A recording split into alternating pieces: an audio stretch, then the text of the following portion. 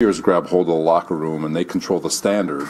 When they take control of the standard, they take the messaging that's come from top down, and they take it to the locker room and they champion that message. And to have a guy like him who embodies all of that, who embodies what you want out of a football player, and who has the track record and who has had success and who has a voice like he has, it makes our job easier because we're not having to worry about things that we don't have control over. They can control that part, and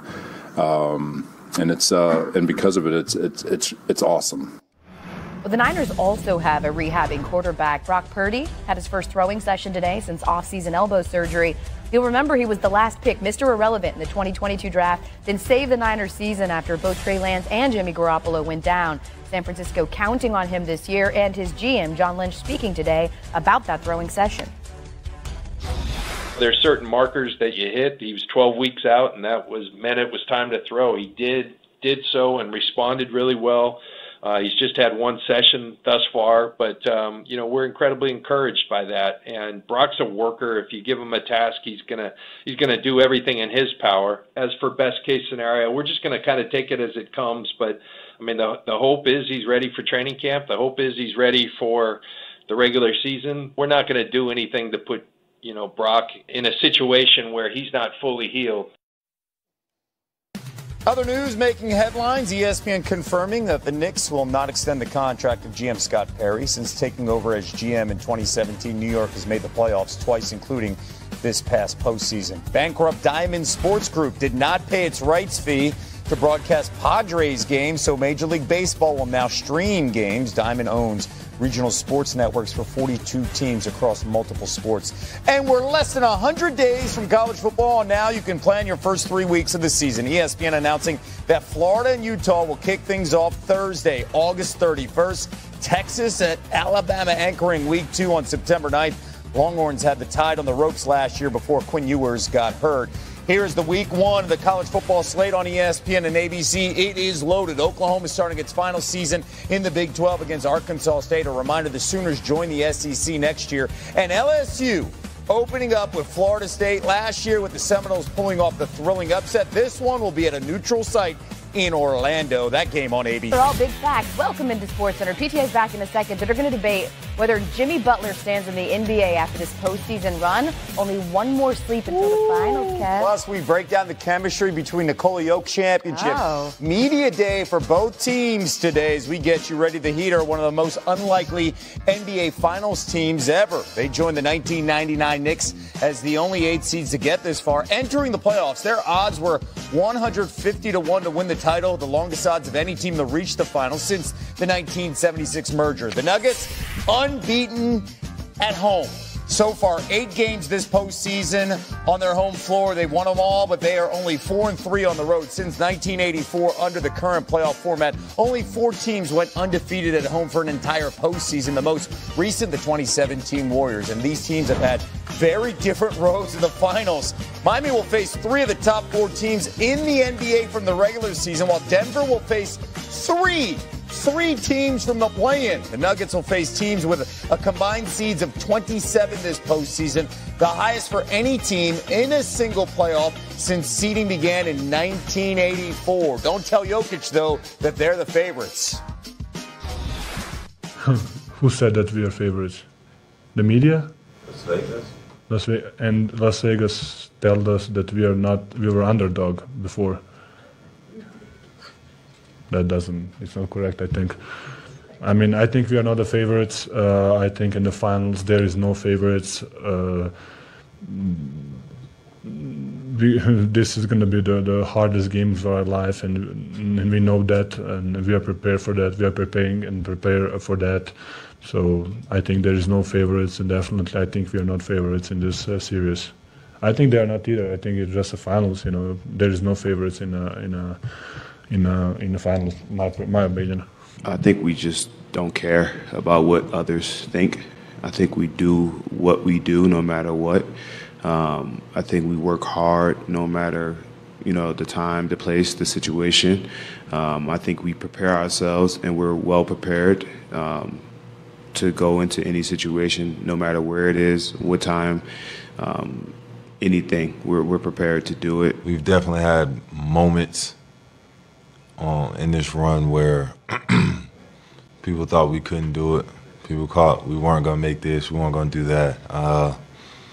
You know, when you got the trust in your 15, the coaching staff, and whoever's getting on that plane with you, when everybody believes and has a trust, I feel like you can do anything.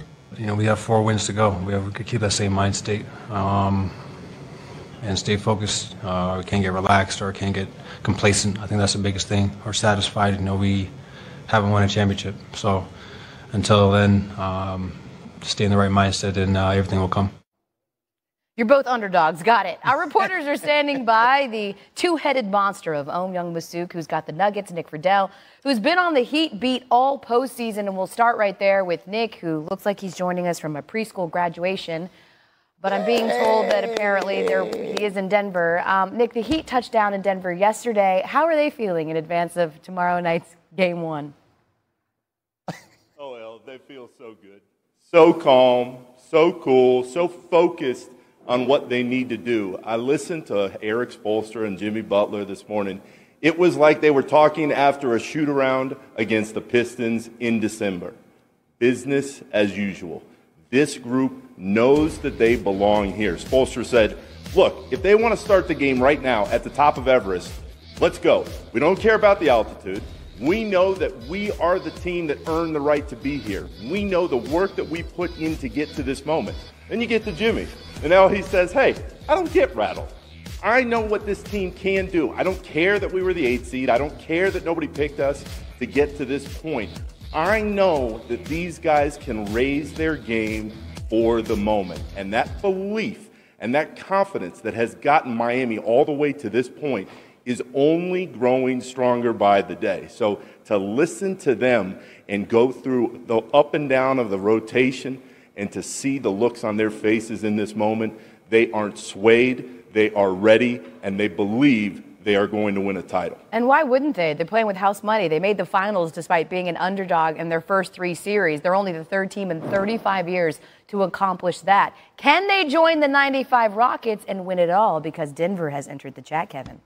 Well, meanwhile, Denver dealing with a lot of duos on their run here. Let's take a closer look. They started out against the Timberwolves and that duo of Anthony Edwards and Karl Anthony Towns. Edwards averaged over 30 points per game, but the Nuggets closed it out in 5. Nikola Jokic posting a 28-point triple-double that ended. Next were the Suns, another dynamic duo. Devin Booker and Kevin Durant, they combined for 56% of the Suns' points, but Jokic and the Nuggets, just too much. Denver 1-6. Jokic posting 3 triple-dubs in the series. Then came LeBron and AD. Jokic posting a triple-double in 3 more games. The Nuggets got their first ever postseason series sweep. Jamal Murray had 30 points in 3 of the 4 games against the Lakers as well. Youngmisuk joining us now. He's been covering the Nuggets this postseason. Denver's offense, they've been dominant. So what are they saying about getting ready for Miami's defense? Kevin, I think the Nuggets are preparing to see a lot of zone from Eric Spoelstra. Jamal Murray said the Nuggets have seen everything from the Clippers trying to throw Paul George and Kawhi Leonard on Nikola Jokic to the Suns basically saying, hey, we're going to let Jokic score. And he had 53 and 11 in one game, to double teams coming from everywhere, to even the Lakers putting Rui Hachimura on him to let Anthony Davis roam, which Murray added, by the way, that didn't work. I asked Michael Malone today, what happens if Nikola Jokic sees that Miami zone? Malone said the key is not to panic. Some teams, when they see that zone, they panic. But guess what? This isn't college. Bam Adebayo is not going to be camped out in that paint. He's going to have to come out at times. We just got to work the middle, which Jokic is great at. I also asked Jokic, what happens if you see that Miami zone? How is it going to affect your decision-making? He said, I don't know. We're going to have to see. Miami is very good at messing things up and switching zones. He says, maybe I'll have 10 turnovers. Maybe I'll have 10 points and only 4 assists. Let me tell you something, Kevin. If the Heat manage to do that, they have found something that no other team this postseason has done with Jokic. Meanwhile, only the Cavaliers allowed fewer points than the Heat this season. Keep that in mind tomorrow night. Thank you so much. And more from the finals ahead on SportsCenter. How Jimmy Butler's making a pre-playoff prediction come true by taking the Heat to the